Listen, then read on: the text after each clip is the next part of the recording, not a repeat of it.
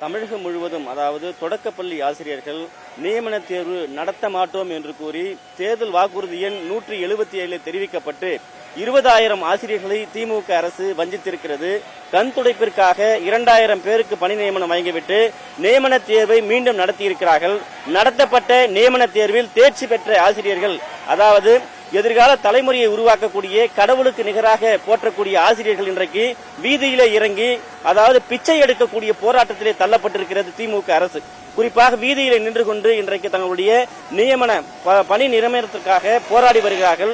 இந்த ஆசிரியர் சங்கத்துடைய ஒருங்கிணைப்பாளர் நம்மோடு இணைகிறார். திமுக அரசினுடைய வாக்குறுதி, இன்றைக்கு வீதியில் இறங்கி நீங்கள் தட்டோடு போராட்டக்கூடிய இந்த பிச்சை எடுக்கும் போராட்டத்தில் ஈடுபட்டிருக்கிறீர்கள். இதனுடைய நோக்கம் என்ன சார்? தகுதி தேர்வு மற்றும் நியமன தேர்வில் தேர்ச்சி பெற்று கூட நாங்கள் இன்னைக்கு பிச்சை எடுக்கிற நிலைமைக்கு இருக்கிறதுக்கு காரணம் தேர்தல் வாக்குறுதியும். கடந்த காலத்துல திமுக அரசு இருள் சூழ்ந்த அரசாணைன்னு சொல்லிட்டு 149 ஜீவோவை அறிவித்து விட்டு அந்த இருள் சூழ்ந்த அரசாணைக்கே திரும்பவும் ஒரு தேர்வை வைத்து அந்த தேர்வுக்கு முறையாக நியமனம் வழங்காமல் 2021 இருந்து 2025 ஜூலை மாதம் வரை ஒரு போஸ்ட் கூட தொடக்கப்பள்ளியில போடாம முழுவதும் தொடக்கப்பள்ளி ஆசிரியர்களை வஞ்சித்து ஒவ்வொரு வருடமும் ஏமாற்று அறிவிப்புகளை நம்பி நாங்கள் கடந்து வந்தோம். 4.25 வருஷம் ஆயிடுச்சு. கிட்டத்தட்ட 30,000க்கு மேற்பட்ட மனுக்கள் கொடுத்திருக்கோம். முதலமைச்சர் கலந்துகிட்ட ரோட் ஷோ, துணை முதலமைச்சர் கலந்துகிட்ட ரோட் ஷோ முதற்கொண்டு அனைத்து அமைச்சர்களையும் சந்திக்காத அமைச்சர்களே கிடையாது. எல்லா அமைச்சர்களையும் சந்திச்சிட்டோம், எல்லா எம்எல்ஏவும் சந்திச்சிட்டோம், எல்லாரையும் சந்திச்சிட்டோம். அதாவது திமுக கூட்டணி இருக்கக்கூடிய எல்லா தலைவர்களையும் சந்திச்சோம். முதலமைச்சர் அவர்களுக்கு மாண்புமிகு தொல் திருமாவளவன் அவர்கள் 2 முறை கடிதம் கொடுத்தாரு, பதில் இல்ல. மாண்புமிகு துரை வைகோ அவர்கள் 2 முறை கோரிக்கை கொடுத்தாங்க, பதில் இல்ல. மாண்புமிகு வேல்முருகன் அண்ணன் அவர்கள் 2-3 முறைக்கு மேல நேரடியாக வற்புறுத்தினார், பதில் இல்ல. மேலும் நாங்கள் கருத்தியல் ரீதியாக கொண்டு போக வேண்டும், எதிர்க்க கூடாது என்ற மனநிலையில் இருந்த எங்களை போராடுவதற்கு தூண்டியதே அரசுதான். நாங்கள் ஏன் போராட வேண்டும்? இந்த இடத்துல நாங்க ஏன் நிக்கிறோம்? இந்த இடத்துல ஏன் கொண்டு வந்தது யாரு? எங்களுக்கு பணி நியமனம் வழங்கி இருந்தால் நாங்கள் ஏன் போராட்டத்துக்கு வரோம்? நியாயமான முறையில் கேட்கிறோம். தகுதி தேர்வுல வச்சுங்க, தேர்ச்சி பெற்றுட்டோம். இருள் சூழ்ந்த அரசாணை 149 ஜீவோ படி நியமன தேர்வு வச்சுங்க, தேர்ச்சி பெற்றுட்டோம். காலி பணியிடங்கள் 20,000 இருக்கும் போது நீங்க தான் சொன்னீங்க 30,000 காலி பணியிடம் இருக்கு, நாங்க வந்தா நிறைவேற்றுவோம்னு 177 தேர்தல் அறிக்கையில அறிவிச்சீங்க. ஏன் இன்னும் நிறைவேற்றல?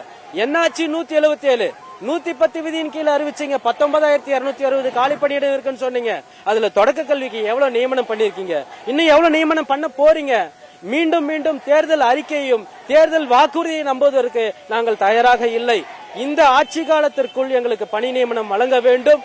முக்கியமாக எல்லா துறையுமே, அதாவது பள்ளி கல்வித்துறையில 1ல இருந்து உயர்கல்வி, நடுநிலை, மேல்நிலை, பல்கலைக்கழகம், கல்லூரி, பாலிடெக்னிக் எல்லாத்திலும் தற்காலிக ஆசிரியர் வச்சிருக்கீங்களே. தற்காலிக ஆசிரியர்லாம் ஒரு பெருமையா? அது அவமானத்தின் சின்னம் இல்லையா? நிரந்தர ஆசிரியர்கள் தானே அரசுக்கு அழகு. நிரந்தர ஆட்சி அழகு எப்படியோ அந்த மாதிரி நிரந்தர ஆசிரியர்கள் தானே அழகு.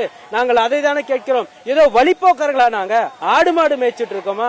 என்ன வேலை செஞ்சுட்டு இருக்கோம்? 3-4 டிகிரி படிச்சோம், 2008ல முடிச்சோம் டீச்சர் ட்ரைனிங். இன்னைக்கு என்ன வயசாகுது? போன வருஷம் 25ல இருந்து தேர்வு எழுத ஆரம்பிச்சிருக்காங்க, வயசு 38 ஆகுது. 13 வருஷம் தேர்வு எழுதி தோற்று போனவங்க நாங்க. ஒரு முறை கூட நீங்க நியமனம் பண்ணலையே, ஏன் பண்ணல? அந்த போன ஆட்சியில அப்படின்னு சொல்லி குறை சொல்லி தானே வந்தீங்க. நீங்க இந்த ஆட்சியை நிறைவு பண்ணிருக்கணும்ல. ஆட்சியே முடியும் தருவாயில இன்னொரு தேர்தல் வாக்குறுதியை நம்புவதற்கு நாங்க தயாராக இல்லை. கல்வியாளர்கள் பலர் உள்ளார்கள்.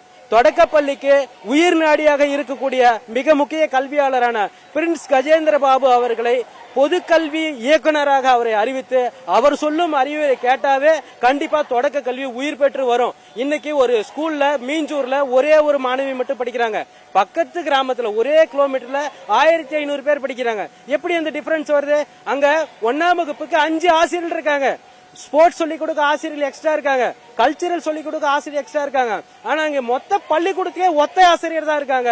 ஒரு ஆசிரியர் வச்சிருந்தா எப்படி சார் அட்மிஷன்ஸ் அதிகமாகும்? சேர்க்கை விகிதம் குறைவதற்கு ஆசிரியர்கள் போதாமைதான் காரணம். முக்கியமா நிரந்தர ஆசிரியர் இல்லைன்னா யாரும் நம்பி சேர்க்கை பண்ண மாட்டாங்க. போன வருஷம் சொன்னீங்க 3 லட்சம் பேரை சேர்த்திருக்கோம்னு சொன்னீங்க. இது எந்த அளவுக்கு உண்மைன்னு நீங்களே சொல்லுங்க. 3 லட்சம் பேரை நீங்க அட்மிஷன் பண்ணிருந்தா 30 ஆசிரியர்களுக்கு ஒரு ஆசிரியர், 30 மாணவர்களுக்கு ஒரு ஆசிரியர் நியமித்திருக்க வேண்டும். ஆனால் நீங்கள் என்ன ஒற்றை ஆசிரியர் கூட நியமிக்கலையே. ஒவ்வொரு வருஷமும் தற்காலிக ஆசிரியர்களை நியமித்து வருவது ஏன்? இந்த தொடக்கப்பள்ளி என்ற அடிப்படை கல்வியை உயிர் நாடியை நாசகரமாக்குவது தற்காலிக ஆசிரியர் தான். சென்னை உயர்நீதிமன்றம் 2023 ஒரு உத்தரவே போட்டிருக்கு. அரசுக்கு நேரடி உத்தரவே போட்டிருக்கு. இனி வரும் காலங்கள்ல தற்காலிக ஆசிரியர் நியமிக்க கூடாதுன்னு சொல்லிவிட்டு மீண்டும் மீண்டும் ஒவ்வொருவரும் தற்காலிக ஆசிரியர் நிரப்பி வருவது பெரிய ஏமாற்றம். இது ஆட்சிக்கு தான் மிகப்பெரிய ஆபத்தாக போய் முடியும் என்பதை தெரிவித்துக் கொள்கிறேன். நாங்க 2008 பேட்ச் முடிச்சோம். 2008 முடிச்சு இத்தனை வருஷமா எக்ஸாம் மட்டும் தான் எழுதிட்டு இருக்கோம். இதுவரையிலும் எங்களை கேவலமா தான் பாத்துட்டு இருக்காங்க, கேலி தான் பண்ணிட்டு இருக்காங்க. ஒவ்வொரு போராட்டத்துக்கு வரும்போதும் எல்லாருமே இவங்க போயிட்டு வேலை வாங்கிருவாங்களா அப்படின்னு தான் கேக்குறாங்க. எங்களோட கஷ்ட நஷ்டங்களை யார் பாக்குறது? அரசு தான் பாக்கணும். கண்டிப்பா எங்க எல்லாருக்கும் வேலை கொடுத்துதான் ஆகணும். இத்தனை முறை நாங்க தேர்வு எழுதி நியமன தேர்வுல 25,000 பேருக்கு மேல பாஸ் பண்ணிருக்கோம். அத்தனை பேருக்கும் எங்களுக்கு வேலை கொடுத்துதான் ஆகணும். கொடுக்கறேன்னு சொல்லிட்டு தான் வாக்குறுதி கொடுத்தீங்க. கண்டிப்பா நிறைவேற்றுங்க. அதுதான் நாங்க கேட்டுக்கிறோம். வணக்கம் சார், நான் திண்டுக்கல் மாவட்டம். என் பேர் எம் ஜெர்லின். நான் 2013 ஆசிரியர் தேர்வு வாரியத்தில் நடத்தின தேர்வுல தான் தேர்ச்சி பெற்று நான் எதுவும் கொரோனால பாஸ் பண்ணல சார். கொரோனா எக்ஸாம் 2019, 20, 21 வச்சாங்க பாத்தீங்களா, அந்த எக்ஸாம்ல நான் பாஸ் பண்ணல. நான் ஆசிரியர் தேர்வு வாரியத்தால் நடத்தின எக்ஸாம்ல பாஸ் பண்ணி ஒரு தகுதி வாய்ந்த ஆசிரியர் 2013 ஆயிட்டேன். எங்க ஊர்ல எல்லாரும் எனக்கு வேலை கிடைச்சிருச்சு, அந்த பொண்ணுக்கு வேலை கிடைச்சிருச்சுங்கிறாங்க. நாங்க எனக்கு 2013 இப்படியே தான் இருக்கேன். இப்ப இருக்கிற பசங்களுக்கு என்னமோ ஒரு திட்டம் போட்டிருக்காரா, என்னது நான் முதல்வர் திட்டம்னு சொல்லி, அதுல நான் தவற சொல்ல, நான் முதல்வர் திட்டத்துல பாஸ் பண்ணி எல்லாரும் வேலைக்கு போறாங்க. அதே மாதிரி எங்களுக்கு ஒரு திட்டத்தை போட்டு ஏதாவது ஒரு வேலை கொடுங்க. இப்ப படிச்ச பசங்களுக்கு படிச்சு பாஸ், நான் உங்க அப்பா காலத்துல படிச்சு பாஸ் பண்ணி உட்கார்ந்துருக்கேன் சார், கதறிக்கிட்டு இருக்கேன். நான் என்கிட்ட காசு பணம் கொடுங்கன்னு பிச்சை எடுக்கிறேன். இப்ப பிச்சை எடுக்கும் போராட்டம், எனக்கு வேலை கொடுங்கன்னு உங்ககிட்ட பிச்சை எடுக்கிறேன். எங்களுக்கு ஒரு திட்டத்தை போடுங்கன்னு பிச்சை எடுக்கிறேன். நான் வேற எதுவுமே கேட்கல. நான் முதல்வன் திட்டம் போட்டு எவ்வளவு பேர் போறாங்கன்னு நீங்க சொல்றீங்கல்ல, நாங்க நம்புறோம். அதே மாதிரி எங்களுக்கு ஒரு திட்டத்தை போட்டு எங்களுக்கு ஒரு வேலையை கொடுங்க. அதுதான் நான் பிச்சை எடுத்து இன்னைக்கு மன்றாடி கேக்குறேன். எங்களை எந்த எதிர்கட்சிக்காரவங்க தூண்டி விட்டு பேசல சார். திண்டுக்கல் மாவட்டம் ஆத்தூர்ல டிஎம்கே வீட்டு பொண்ணுதான் நானு, சரியா? எந்த எதிர்கட்சிக்காரங்களோ யாரோ என்ன அதை வேற சொல்றாங்க சோசியல் மீடியால. வேற எதிர்கட்சிக்காரங்களோட நான் டிஎம்கே பொண்ணுதான். வேணா எங்க வேணாலும் போட்டோ போட்டு கேளுங்க. வருஷம் போல போராட்டத்துக்கு வரேன். தேங்க்யூ. அனைவருக்கும் வணக்கம். நான் குடியாத்தம் தாலுகால இருந்து வரேன், வேலூர் மாவட்டம். நான் 2013 தான் நாங்களும் பாஸ் பண்ணியிருக்கோம். இத்தனை நாள் பாஸ் பண்ணியும் எங்களுக்கு வேலை கிடைக்கலன்னு எத்தனையோ போராட்டங்கள்ல கலந்துகிட்டு இருக்கோம். இந்த அரசாங்கம் சமூக நீதி வழங்குற அரசாங்கம், பெண்களுக்கான அரசாங்கம் சொல்றீங்க. 80% பெண்கள் இருக்கக்கூடிய தொடக்க கல்வித்துறையில எத்தனை பேருக்கு நீங்க வேலை போட்டிருக்கீங்க? ஒரு குடும்பத்துல இருக்கிற ஆண் மகன் மட்டும்தான் குடும்பத்தை பாத்துக்கணுமா? பெண்களுக்கு அதுல பங்கு இல்லையா? அப்ப என் குடும்பத்தை நான் பாத்துக்கணும். என் கணவருக்கு உடம்பு சரியில்லாம இருக்கலாம், நான் கணவனால கைவிடப்பட்டவளா இருக்கலாம், இல்ல எனக்கு அப்பா இல்லாம இருக்கலாம், அண்ணன் தம்பி இல்லாம இருக்கலாம். எத்தனையோ சூழ்நிலையில கஷ்டப்பட்டு நான் படிச்சு முன்னேறி இந்த இடத்துக்கு வந்திருக்கலாம். கிராமப்புறத்துல இருந்து நான் படிச்சுட்டு வந்திருக்கேன். அப்ப எனக்குன்னு ஒரு சுயமரியாதை இந்த சமூகத்துல எங்க இருக்கு? சமூக நீதியின் வாயில சொல்றீங்களே, செயல்ல எங்க இருக்கு? எந்த இடத்துல நீங்க நிரூபிச்சிருக்கீங்க? பெண்களுக்கான அரசாங்கம் சொல்றீங்கல்ல, 80% நாங்க இங்க பெண்கள் தான். இன்னைக்கு எங்க குழந்தை குட்டி எல்லாத்தையும் விட்டுட்டு நாங்க இங்க வந்திருக்கோம். வந்து போறதுக்கு காசு கூட இல்லாம கடன் வாங்கிட்டு வந்திருக்கோம். இந்த நிலைமைக்கு எங்களை ரோட்ல நிக்க வச்சிருக்கீங்களே, இதெல்லாம் சமூக நீதியா? மனசாட்சியே இல்லாதவங்க நீங்க எல்லாம். ஒரு ஸ்மார்ட் ஒர்க் பண்ண தெரியல, 4 வருஷம் ஆட்சி புரிஞ்சிருக்கீங்க. ஒரு ஸ்மார்ட் ஒர்க் பண்ண தெரியலையா உங்களுக்கு எல்லாம்? உங்களுக்கு தெரியலன்னா எங்க கிட்ட கேளுங்க, நாங்க சொல்லி தரோம். ஸ்மார்ட் ஒர்க் பண்ண தெரியல, ஒரு அட்மினிஸ்ட்ரேஷன் மெயின்டைன் பண்ண தெரியல உங்களுக்கு எல்லாம். என்ன அரசாங்கம் நடத்துறீங்க நீங்க எல்லாம்? தெருவில் நிக்க வச்சு எங்களை பிச்சை எடுக்க வச்சிருக்கு இந்த அரசாங்கம். வேற என்ன பண்ணிருக்கு? நாங்க யார்கிட்ட போய் நிக்கிறது? எத்தனை எக்ஸாம் எழுதுறது? நீங்க எத்தனை எக்ஸாம் எழுதி நீங்க இந்த அரசாங்கத்தை பிடிச்சீங்க? எங்களுக்கு தற்காலிக முதலமைச்சர் வேணும், தற்காலிக கல்வி அமைச்சர் வேணும். நான் தற்காலிக ஆசிரியர்னா நீங்க தற்காலிகமாயிரு. எனக்கு அடுத்த அரசாட்சியில தற்காலிக முதலமைச்சர் தான் வேணும், எனக்கு வேலை வேணாம்.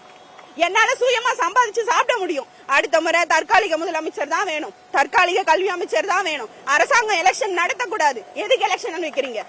எதுக்காக உங்களுக்கு எல்லாம் எலெக்ஷன்? எதுக்கு உங்க வெள்ளை வேட்டி வெள்ளை சட்டை? எல்லாரையும் கேக்குறேன், ஒருத்தரை கேட்கல, எல்லாரையும் கேக்குறேன். என் பேர் ரிச்னா, குடியாத்தம் தாலுகா. நீங்க என்ன நேர்ல பாத்து கேளுங்க. நான் மன்னிப்பெல்லாம் ரிட்டர்ன் போட மாட்டேன். என் உயிரே போனா கூட சரி, நான் மன்னிப்பெல்லாம் போட மாட்டேன். எங்க இருக்கு சமூக நீதி? 80% பெண்கள் இருக்காங்க, கை குழந்தைங்களை விட்டுட்டு வந்திருக்காங்க. உங்களுக்கு கார்ல போயிட்டு எல்லா ஃபங்க்ஷனையும் அட்டென்ட் பண்ண முடியுதா? மத்த எல்லா வேலையும் செய்ய முடியுதா? உங்களுக்கு ஓட்டு போட்டு நடுத்தருவில் நிக்கிற கேட்க கூட ஒரு ஆள் இல்லையா? ஒரு ஆபீஸ் அசிஸ்டன்ட் இல்லையா? கல்வித்துறையில யாருமே இல்லையா? எல்லாரும் கோமாக்கு போயிட்டீங்களா? ஒருத்தர் இல்ல இங்க. இவ்வளவு போலீஸ்க்கு மட்டும் இன்ஃபர்மேஷன் போது நிக்கிறாங்க. அப்ப நீங்க எல்லாம் என்ன பண்ணிட்டு இருக்கீங்க? குளோரோஃபார்ம் எடுத்துட்டு வீட்டுல தூங்கிட்டு இருக்கீங்களா? எங்களை இந்த நேரமில்ல தெருவுல விட்டுட்டு படிச்சவங்க நாங்க, எண்ணும் எழுத்தும் கற்பிக்கிற ஆசிரியர் நாங்க, தெருவுல இருக்கோம். உங்களுக்கு கண்ணே இல்லையா? மனசாட்சியே இல்லாத ஆட்சிக்கு எதுக்கு சமூக நீதி ஆட்சின்னு ஒரு பேரு? நாங்க கஷ்டப்படுறது உங்க கண்ணுக்கே தெரியலையா? எத்தனை நாள் பொறுப்பாங்க? 13 வருஷமா பொறுப்பாங்களா? அந்த ஆட்சி இந்த ஆட்சின்னு சொல்றீங்க, மாறி மாறி நீங்க தானே வந்தீங்க. வாக்குறுதி கொடுக்குறீங்களே, தமிழருடைய அடையாளமே அறம் சொல்லுவாங்க. அறம் இருக்கா இந்த ஆட்சியில? அறம் இருக்கா? எங்க இருக்கு அறம்? நாங்கெல்லாம் யாரு? பெண்கள். எங்களை இந்த நிலைமைக்கு தள்ளி விட்டுட்டீங்களே நீங்க. 80% பெண்கள் நாங்க. போயிட்டு தற்காலிகமா வேலை செய்யறோம்னு சொல்றோம். ஐடிகே இருக்கிற ஸ்டூடெண்ட்ஸ் எல்லாம் வந்து இப்ப டிகிரி முடிச்சுட்டு ஐடிகேல இருக்கிற ஸ்டூடெண்ட்ஸ் ஸ்கூலுக்குள்ள விடுறீங்க. ஒரு அரசு பள்ளியில ஐடிகே ஊழியர்கள் எப்படி உள்ள வராங்க? உங்களுக்கு தெரியாதா இதெல்லாம்? நீங்க எல்லாம் என்ன பண்ணிட்டு இருக்கீங்க? என்ன ஆட்சி பண்றீங்கன்னு எனக்கு புரியல. இதெல்லாம் கேக்குறது யாரு? நன்றிங்க சார். இந்த தொடக்கப்பள்ளி ஆசிரியர்கள் தங்களுக்கான அந்த கோரிக்கைகளை அவர்கள் அரசு செவிசாய்த்து அந்த நியமன பணி எழுதிய தேர்ச்சி பெற்ற 25,000க்கும் மேற்பட்ட ஆசிரியர் பெருமக்களுக்கு, குறிப்பாக 80% மேலாக பெண்கள் இருக்கிறார்கள், இதில் 20%க்கும் பெரும்பாலான ஆண்கள் இருக்கிறார்கள், அனைவருக்கும் பணி நியமனம் செய்யப்பட வேண்டும். இல்லை என்றால் பிச்சை எடுக்கும் போராட்டம் மட்டுமல்ல, தொடர்ந்து நாங்கள் போராட்டத்தில் சாகும் வரை ஈடுபடுவோம் என்கிற அந்த ஒரு உன்னத அவர்கள் முழு மூச்சோடு இந்த போராட்டத்தில் ஈடுபட்டிருக்கிறார்கள். குறிப்பாக திமுக அரசு தேர்தல் வாக்குறுதி எண்ணாக இருக்கக்கூடிய 177 இவர்களுக்கு வஞ்சித்திருப்பதாக அவர்கள் குற்றம் சாட்ட முன்வைத்திருக்கிறார்கள். ஆட்சி முடிகிற இந்த 4.25 ஆண்டுகள் ஆகிவிட்டது. இன்னும் 2 மாதங்கள் கூட இல்லாத ஒரு சூழ்நிலையில் இருக்கிறது. தற்போது நாங்கள் வீதியில இறங்கி போராடி கொண்டிருக்கிறோம். இதுபோன்று ஒரு அரசாங்கம் தற்காலிக முதல்வரோ துணை முதல்வரோ அமைச்சர்களோ இருந்தால் இவர்கள் ஏற்றுக்கொள்வார்களா? தற்காலிக ஆசிரியர்கள் என்கிற பெயரிலே எங்களை வஞ்சித்து விட்டது இந்த அரசு என்கிற வேதனையோடு கண்ணீரோடு அவர்கள் வீதியில இறங்கி போராடி கொண்டிருக்கக்கூடிய இந்த அவலமான சூழ்நிலையை தொடர்ந்து நாங்கள் போராட்டத்தை முன்னெடுப்போம் என்று திமுக அரசுக்கு எச்சரிக்கை விடப்பட்டிருப்பது குறிப்பிடத்தக்கது.